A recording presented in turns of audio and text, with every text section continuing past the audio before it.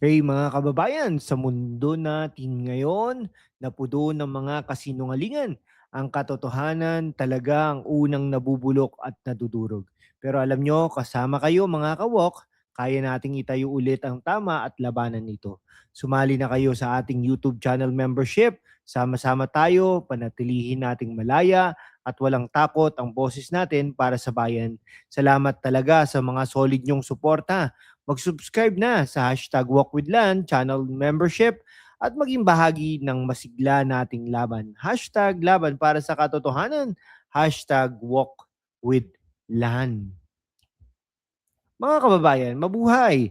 Ako si Lan ng hashtag #WalkWithLand at ito ang inyong walk ng katotohanan sa gitna ng mga maasim na politika. Tulad ng sabi ng isang matandang bubwit ako sa loob ng Senado, ang politika ay parang baha. Laging lumulunod ang mahihirap habang lumulutang ang mga buhaya. Totoo yan.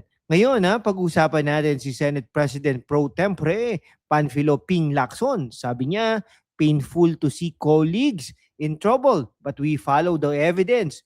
Aba, masakit daw sa dibdib na makita ang mga kasamahan sa gulo, pero susundin ang ebidensya. Ano ba ito? Drama sa Senado o totoong laban sa korupsyon? Mga kawok, lalo na kayong mga OFW sa abroad at kabataan na naghahanap ng pagbabago, ito ay para sa inyo ha.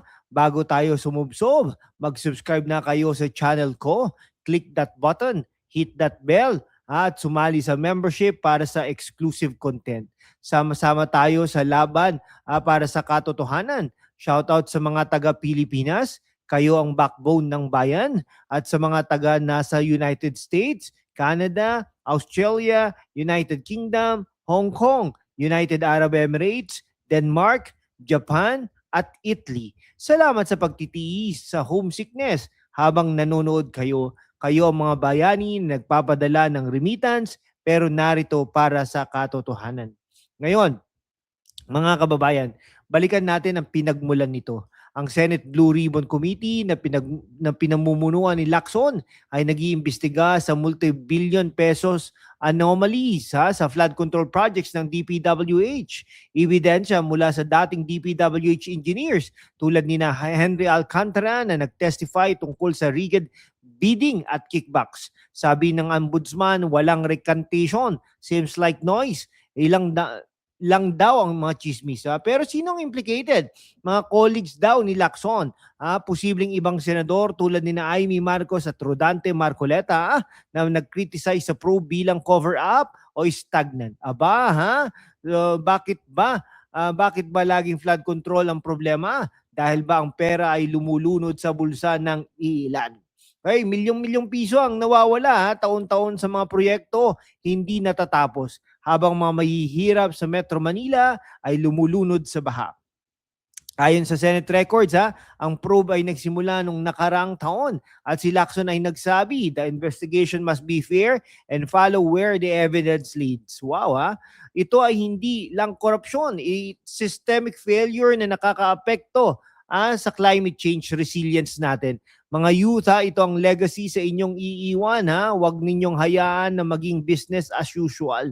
Kung gusto ninyong mas malalim na updates, subscribe na at join the membership. Shoutout ulit sa mga OFW sa UAE. Kayo ang nagpapakahirap para sa pamilya, pero narito para sa bayan.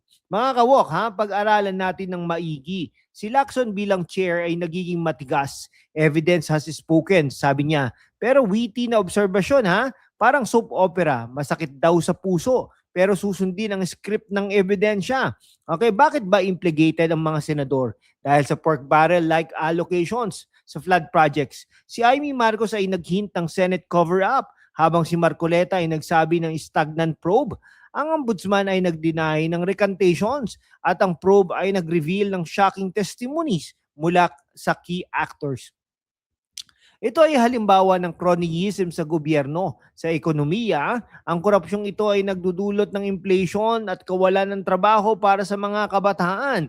Isipin ninyo mga bubwit ko sa DPWH ay nagsabi, ang flood control ay parang relasyon. puno ng butas at laging may leakage. Pero seryoso ha, ito ay nakakaapekto sa OFWs na nagpapadala ng pera para sa pamilyang lumulunod sa kahirapan. Okay, ano sa tingin ninyo ha sa mga kabataan? Comment down below at huwag kalimutang mag-subscribe para sa higit pang in-depth content. Shoutout sa mga nasa Canada at Australia, kayo ang nagpapakita na ang mga Pinoy ay resilient kahit sa snow o disyerto. Okay, may kakilala nga ako dyan no? Galing na ng Middle East, tapos nagpunta ng Canada. Nako po. Ngayon, ang paborito kong parte, tulad ng espesyal na balita, may bubwit akong nagsabi. May isang senador na parang baha, laging lumalabas na ang dumi kapag umuulan ng ebidensya. Sino kaya yan? Si Lacson na nagsabi painful to see, pero parang sinasabi rin, shut the F up sa critics. Uy, di ba? Bakit ba ang mga politiko ay parang flood projects, mahal ang budget pero walang resulta? Base sa Senate hearings, ang anomalies ay umaabot sa billions habang ang bayan ay nagdurusa sa ondoy like floods. Para sa mga OFWs, ito ang dahilan kung bakit mahal ang buwis ninyo. Mga kabataan, gamitin ninyo ang social media para sa change. Huwag maging not interested sa surveys ng katotohanan. I-like at i-share ang video na ito. Subscribe para sa mas maraming satire takes. Shoutout sa United Kingdom at Hong Kong. Kayo ang bridge sa Global Pinoys. Mga kawok, oras na para sa shoutouts. Sa Pilipinas, kayo ang tunay na bayani sa gitna ng traffic at baha. Sa United States, salamat sa pagiging voice ng diaspora. Canada, keep warm at keep fighting. Australia, United Kingdom, kayo nagpapakita ng Pinoy pride. Hong Kong, UAE, mga OFW, salamat sa sakripisyo.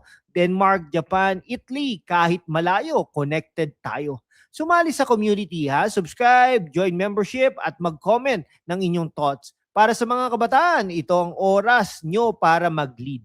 Sa wakas, mga kababayan, ang mensahe ni Senador Panfilo Ping Lacson ay simple. Sundin ang ebidensya. Kahit masakit. Pero, ang korupsyon ay parang colleague. Minsan masakit tignan, pero kailangan i-follow ang trail. Factual recap lang tayo. Ang probe ay nagpapakita ng systemic issues at kailangan natin ng accountability. Mag-subscribe na Join the membership para sa mga exclusive behind the scenes at labanan ang algorithm sa pamamagitan ng watches, likes, at shares. Salamat sa panonood. Laban para sa katotohanan, #WalkWithLan. Mabuhay ang Pilipinas.